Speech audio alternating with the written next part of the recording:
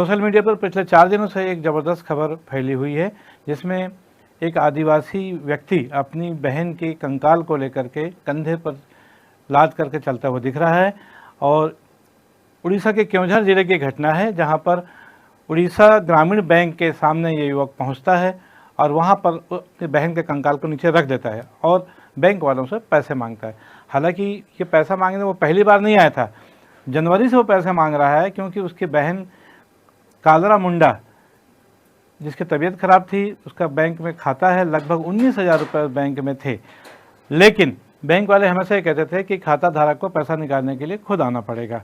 और इस वजह से जनवरी में जब कालरा मुंडा बीमार हो गई थी, उसकी उम्र 56 साल थी, तब जब इलाज के लिए पैसे नहीं हो पाए, 2-3 बार जीतू मुंडा, जो कि उसका भाई है, 52 साल का है, और उसको पैसे बैंक वालों ने नहीं दिए, ये कह करके कि खाता धारक को स्वयं आना पड़ेगा। और आखिरकार 2 महीने पहले कालरा मुंडा की मृत्यु हो गई। मृत्यु हो जाने के बाद भी, चूँकि दोनों भाई बहन अकेले रहते थे, उनके परिवार में, मतलब बहन के पति और बहन का बेटा, दोनों की डेथ हो चुकी है।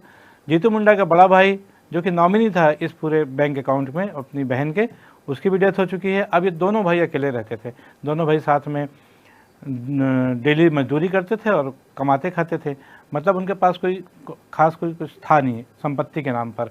और ये जो पैसा 19,000 रुपये है, ये कालरा मुंडा ने अपनी गाय बेच करके जमा किए थे। और दोनों भाई जबकि रोज कमाते खाते थे, इसलिए कुछ पैसा उसमें से बच जाता था, तो कुल मिलाकर लगभग 19,000 रुपये की रकम खाते में थी। और ये बात जीतू मुंडा जानता था। तो उसको लगता था कि जब उसके जीजा खत्म हो गया, भांजा खत्म हो गया, भाई खत्म हो गया, हम दोनों भाई बहन साथ में रहते हैं, तो पैसे मुझे मिल जाने चाहिए ताकि वो अपनी बची हुई ज़िंदगी में कुछ उसका उपयोग कर सके। लेकिन बैंक वालों के नियम अलग होते हैं, और आखिरकार बैंक वालों ने पैसे नहीं दिए। तब जाकर मजबूरन में जीतू मुंडा ने सोमवार के दिन बैंक से निकलकर सीधा कब्रिस्तान जाता है और कब्रिस्तान जाकर अपनी बहन की कब्र को खोद करके कंकाल को बाहर निकालता है, एक बोरे में भरता है और कंधे में लादकर 3 किलोमीटर का सफ़र तय करके वापस बैंक पहुंचता है। जैसे ही बैंक परिसर में अपनी बहन के कंकाल को रखता है, वहाँ हड़कंप मच जाता है। तमाम बैंक के लोग बाहर आए थे, कर्मचारी, और आसपास के लोगों का भी जमावड़ा हो जाता है। बीच किसी ने पुलिस को खबर कर दी तो पुलिस भी पहुंच जाती है। और आखिरकार जीतू मुंडा को, जो कि बार बार बैंक वाले समझा रहे थे लेकिन समझाने में असफल थे, वहाँ पहुँची पुलिस ने तथा कुछ अन्य लोगों ने अपनी भाषा में समझाया, जिसकी वजह से आखिरकार उसको ये आश्वस्त किया कि भाई ठीक है, तुम्हारा जो पैसा है तुम्हारी बहन के अकाउंट में, वो तुमको मिल जाएगा, क्योंकि अब तुम्हारी बहन तो रही नहीं, कंकाल सामने तक करके बात ही खत्म हो जाती थी।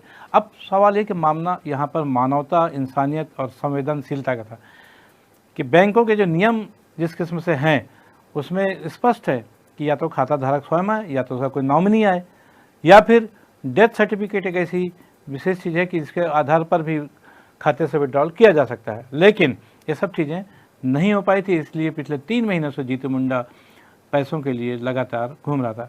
दिलचस्प बात यह है कि केओंझर जिला जो है, ये उड़ीसा के वर्तमान मुख्यमंत्री मोहन चरण मांझी का भी गृह जिला है, होम टाउन डिस्ट्रिक्ट है, और वहाँ की ये घटना है, इसलिए इस खबर के मायने और बढ़ जाते हैं।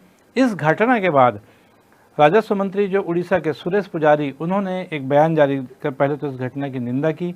उन्होंने कहा कि निसंदेह ऐसे मामलों में इंसानियत शर्मसार हुई है, बैंक प्रबंधन को, बैंक के कर्मचारियों को भी संवेदनशीलता दिखानी चाहिए थी, जो उन्होंने नहीं दिखाई है। इस पूरी घटना के बाद निश्चित रूप से एक जांच कमेटी बैठा दी गई है, और उसके बाद इस घटना के लिए जो भी दोषी होगा उसके खिलाफ कार्रवाई भी की जा सकती है।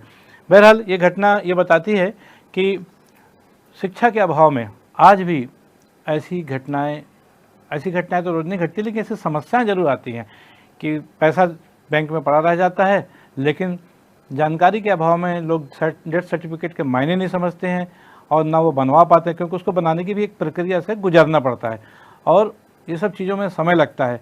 लेकिन अनपढ़ आदमी के लिए इन सब चीज़ों को पूरा कर पाना बहुत मुश्किल काम होता है, जैसा कि इस मामले में हुआ सोमवार के दिन। अभी 4 दिन पहले की ये घटना है, केओंझर जिले की, उड़ीसा के। यहाँ पर निसंदेह मानवता शर्मसार हुई कि एक भाई को 2 महीने पहले मृत अपनी बहन का कंकाल निकाल करके सबूत के तौर पर बैंक में सामने रखना पड़ा कि ये मेरी बहन है, आप बार बार मेरी बहन को बुला रहे हो, ये मेरी बहन है, मैं कहाँ से लाऊँ अपनी बहन को।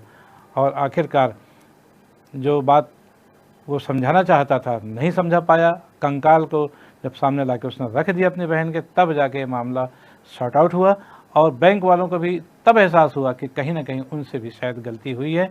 और पुलिस के हस्तक्षेप के बाद, प्रशासनिक हस्तक्षेप के बाद सिर्फ 2 से 3 घंटे में ये मामला लगभग सॉर्ट आउट हो गया। जो औपचारिकताएँ थी बैंक की वो पूरी हो गई और निसंदेह जो कि 3 महीने से नहीं हो पाया था जो काम, वो 3 घंटे में हो गया, क्योंकि जीतू मुंडा ने जो काम किया था वो आमतौर पर हर आदमी नहीं कर सकता। सोमवार के दिन जब जीतू मुंडा बैंक वालों के पास गया था, तब बैंक वालों ने उसको लगभग डांटते हुए कहा था कि हम कुछ नहीं जानते, या तो तुम अपने बहन को लेके आओ या तो डेथ सर्टिफिकेट ले आओ। जैसे कि अगर तुम कह रहे हो, हम जानना चाहते हैं कि तुम सच बोल रहे हो या झूठ बोल रहे हो। तो ये जो सच और झूठ का जो दबाव था, ये जीतू मुंडा के दिल पर इस कदर असर कर गया कि वो वहाँ से निकल कर सीधा कब्रिस्तान जाता है और कब्र को खोदता है और कंकाल को निकाल के वापस बैंक पहुँचता है। बहरहाल मानवता को शर्मसार करने वाली घटना, जिसमें एक भाई को अपनी मृत बहन के कंकाल को निकालकर कंधे पर डाल करके बैंक जाना पड़ा, वाकई में झकझोर कर देने वाली घटना है। ये सुनकर ही कल्पनाओं में रोंगटे खड़े हो जाते हैं, लेकिन ऐसा हुआ है। भारत चाहे आज कितनी भी तरक्की कर ले, विश्व चाहे जितनी भी तरक्की कर ले, लेकिन जब तक ऐसी घटनाओं पर अंकुश नहीं लगेगा, तब तक जो है जो कमियां हैं वो भी ऐसे ही बरकरार रहेंगी। समय आ गया है और जो सरकारी कर्मचारी भी हैं उनको भी संवेदनशीलता का परिचय देना चाहिए, मानवता का परिचय देना चाहिए और परिस्थितियों को समझने की कोशिश करना चाहिए। इस खबर में आज के लिए बस इतना ही। मैं हूं बीडी निज़ामी और आप देख रहे हैं न्यूज़ T20। हमारी खबर आपको कैसी लगी, इस पर अपनी राय अवश्य दें। खबर को लाइक करना ना भूलें और चैनल को सब्सक्राइब करना भी। कल फिर मिलेंगे किसी नई खबर के साथ, तब तक के लिए दीजिए इजाज़त। जय हिंद, जय भारत, जय छत्तीसगढ़।